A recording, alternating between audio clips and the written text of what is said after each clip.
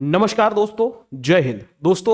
Revenue તલાટી આની પરીક્ષા લગભગ એવું કહેવામાં આવી રહ્યું છે સપ્ટેમ્બર મહિનો અથવા ઓક્ટોબર મહિનાની અંદર મેજોરિટી એવી શક્યતા છે કે સીબીટી મોડથી તમારી પરીક્ષા થાય। શું કામ? કારણ કે ગૌણ સેવા છે એ તાજેતરમાં જેટલી પણ જે પરીક્ષાઓ એ અત્યારે હાલ ગૌણ સેવા કન્ડક્ટ કરી રહ્યું છે, એ કરાવી રહ્યું છે, એ બધી જ પરીક્ષાઓ કમ્પ્યુટર બેઝ ટેસ્ટ છે એમાં એ કરાવી રહ્યું છે।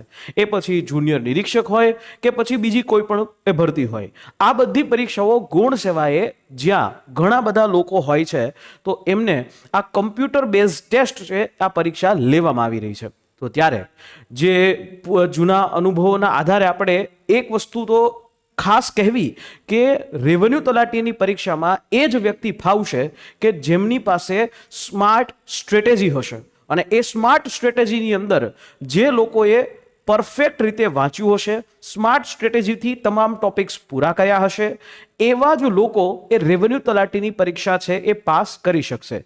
તો દોસ્તો, ઘણા બધા લોકોના પ્રશ્નો એવા હોય છે કે સર વિષય વાઇઝ આનું વેટેજ છે એ આપણે શું રહેતું હોય છે, અને શું વાંચવું ને શું ન વાંચવું, આ બાબત ઉપર ઘણા બધા લોકોને આજની તારીખે, હું ચોક્કસથી કહું છું, આજની તારીખે ખબર રહેતી નથી। અને એટલા જ માટે આ પ્રકારના સેશનના માધ્યમથી અમે આપને એ આખી ડિટેલ આપી રહ્યા છે કે શું વાંચવું શું ન વાંચવું। સૌથી પહેલા વેટેજ વાઇઝ વાત કરી લઈએ કે આ રીતે તમારું આખું આ વેટેજ છે, બરાબર, જેમાં ગુજરાતી ભાષા અને વ્યાકરણ, તો ગુજરાતી ભાષા અને વ્યાકરણ છે એ 20 માર્કનું છે।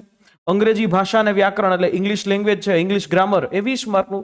ઇંગ્લિશ ભાષા એટલે ઇંગ્લિશ લિટરેચર નથી પૂછાવાના, પણ ઇંગ્લિશ ભાષાનો મતલબ એ છે કે ઇંગ્લિશની અંદર કોમ્પ્રિહેન્શન પેસેજ પૂછાશે અને એમાંથી 5 પ્રશ્નોના તમારે જવાબ આપવાના રહેશે। બીજી વાત એ છે કે વ્યાકરણની અંદર તો one word substitution, antonym, synonym આ બધા ટોપિક રેગ્યુલર છે, એ પૂછાશે।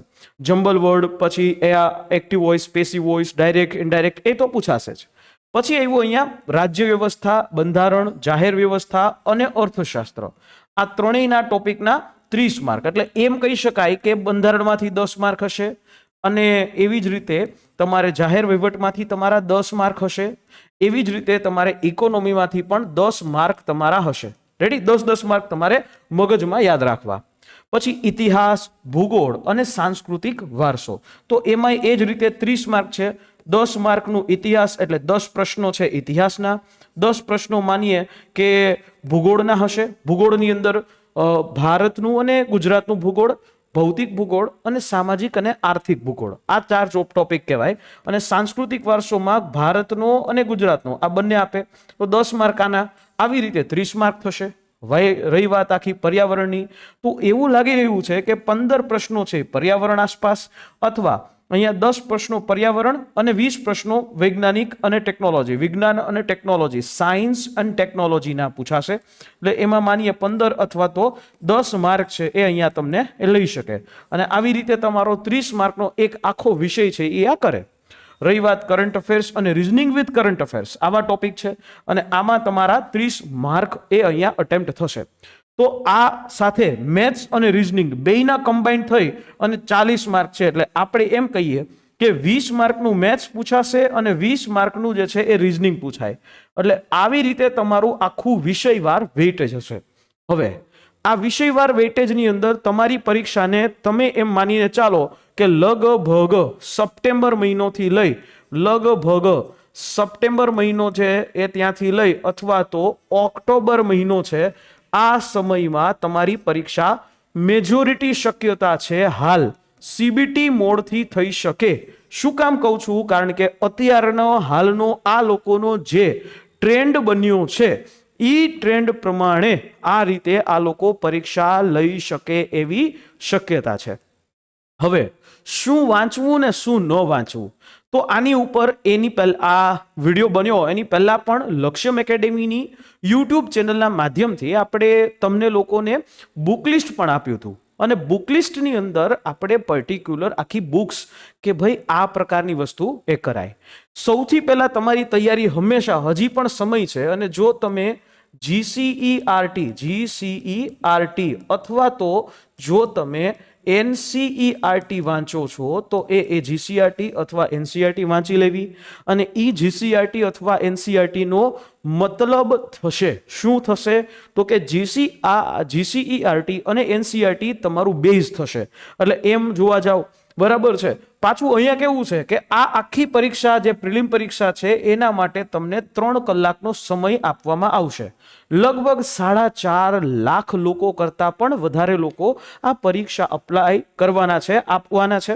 અને આની અંદર માર્ક પાછા છે 200, એટલે ગળા કાપ હરીફાઈ ચોક્કસથી થશે, બરાબર. અને આમાં આપણને એટલી ખબર છે કે 15 ગણા લોકોને જ મેઇન્સ આપવા મળશે. રેડી? તો અહીંયા નેગેટિવ માર્કિંગ છે એ 0.25 માર્ક છે, એ તમારું નેગેટિવ માર્કિંગ છે. એટલે આનાથી પણ આપણે બચવું જોઈએ. હવે મેઇન મુદ્દો કે કયા કયા વસ્તુઓ વાંચવી જોઈએ, તો બેઝિક જે છે એ ક્લિયર કરી શકાય. સામાજિક વિજ્ઞાન ધોરણ નંબર 6, સામાજિક વિજ્ઞાન ધોરણ 7, સામાજિક વિજ્ઞાન ધોરણ 8, બરાબર. સામાજિક વિજ્ઞાન ધોરણ 6, સામાજિક વિજ્ઞાન ધોરણ 7, સામાજિક વિજ્ઞાન ધોરણ 8.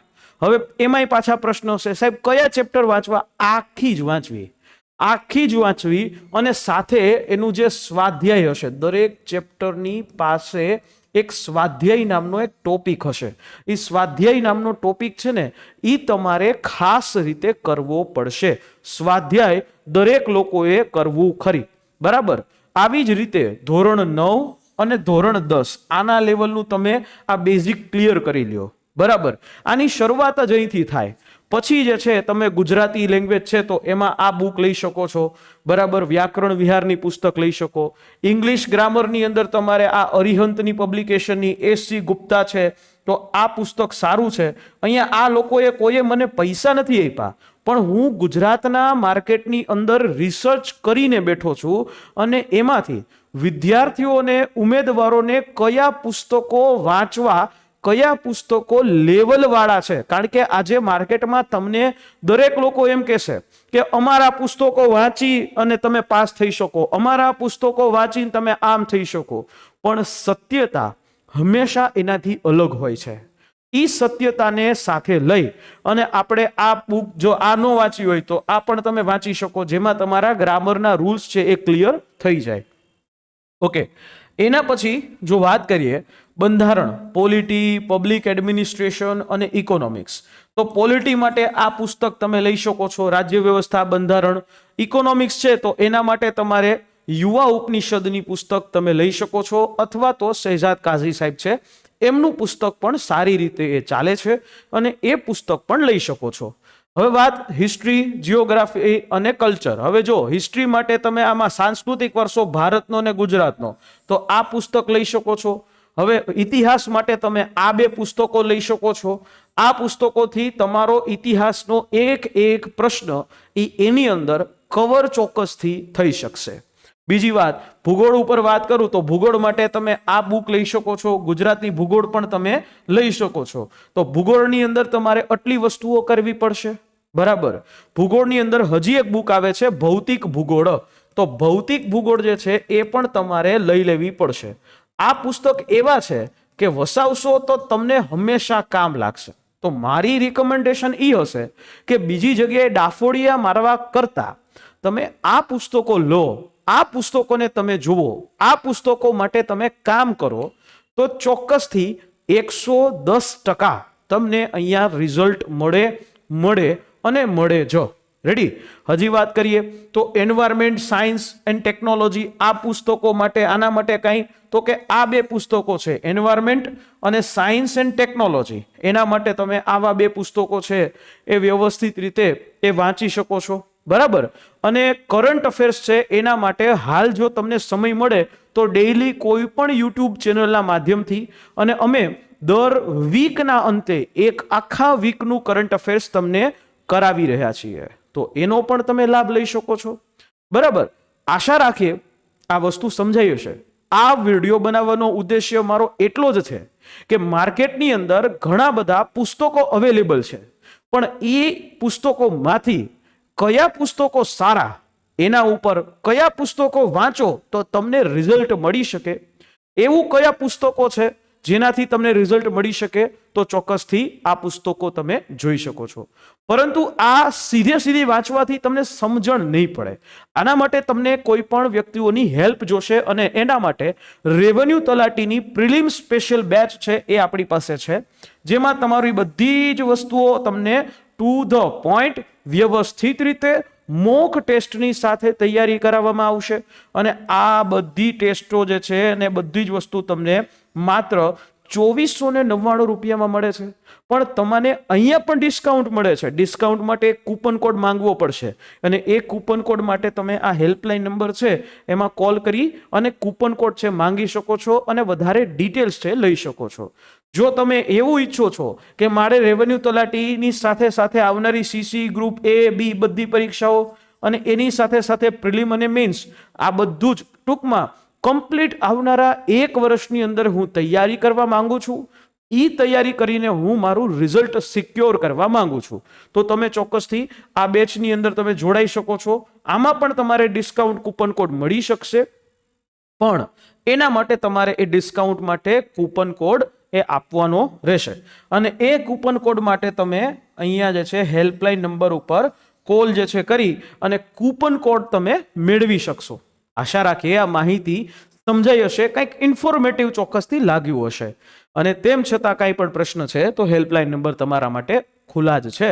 પણ ખાસ કે દોસ્તો, જો બની શકે તો આ વિડીયો તમને યોગ્ય લાગ્યો હોય તો તમારા રેવન્યુ તલાટીની સાથે તૈયારી કરનારા મિત્રો સુધી શેર કરશો. અને હા, ભૂલ્યા વગર અમારી આ ચેનલ જો હજી સુધી સબસ્ક્રાઇબ ન કરી હોય તો સબસ્ક્રાઇબ કરી દેજો. અને ટેલિગ્રામ ચેનલ અમારી આ ટેલિગ્રામ ચેનલ લક્ષ્યમ એકેડેમી ઓફિશિયલ એને જોઈન કરી લેજો. મળીએ નેક્સ્ટ સેશનમાં. જય હિન્દ, જય ભારત.